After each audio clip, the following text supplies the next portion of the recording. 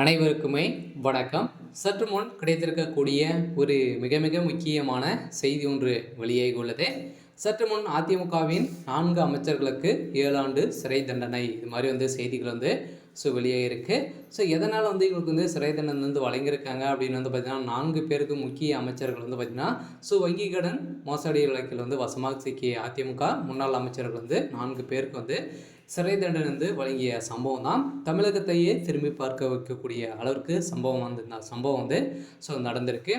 என்ன பேங்க்கு அப்படின்னு பார்த்தீங்கன்னா, ஐஓபி பேங்க்கில் பார்த்தீங்கன்னா போலியான டாக்குமெண்ட்டுகளை கொடுத்து ரூபாய் 2.42 கோடி மோசடிகள் செய்திருக்காரு அப்படின்ற மாதிரி பார்த்தீங்கன்னா, இப்போ வசமாக நீதிமன்றம் போட்ட உத்தரவால் அதிமுகவுடைய முன்னாள் அமைச்சர்கள் 7 ஆண்டு சிறை தண்டனை வழங்கிறதுக்கான அனைத்து விதமான ஏற்பாடுகளும் நடந்திருக்கு. இதை பற்றி இந்த வீடியோவில் நம்ம முழுமையாக பார்க்கலாம்.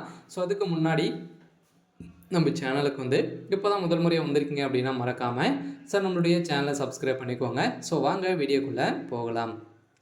மதுரையில் பார்த்திங்கன்னா வங்கி கடன் மோசடி வழக்கில் அதிமுக முன்னாள் அமைச்சர் உள்ளிட்ட 4 பேருக்கு சிறை தண்டனை வழங்கிய மதுரை சிபிஐ நீதிமன்றம் தீர்ப்பு நிலையில் நெல்லை மாவட்ட பாளையங்கோட்டை ஐஓபி வங்கியில் 2007 ஆண்டு காலத்தில் போலியான ஆவணங்களை கொடுத்து ரூபாய் 2.42 கோடி மோசடி நடந்ததாக புகார் எழுந்த நிலையில் இது குறித்து சிபிஐ அதிகாரிகள் விசாரணை மேற்கொண்டிருந்த நிலையில் இதில் வங்கி தலைமை மேலாளர் சுப்பிரமணியன் மற்றும் அதிமுக முன்னாள் அமைச்சர் அம்முமுத்து பிள்ளை இடைத்தரகர்களுக்கு மற்றும் கல்யாண சுந்தரம் மகாலிங்கம் ஆகியோர் மோசடியில் ஈடுபட்டதாகவும் தெரிய வந்தது.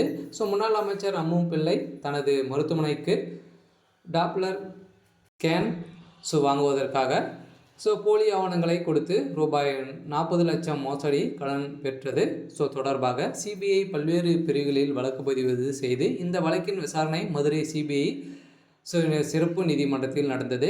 அனைத்து தரப்பு வாதங்களும் முடிவடைந்த நிலையில் நீதிபதி எஸ் சண்முகவேல் நேற்று முன்தினம் தீர்ப்பளித்தார்.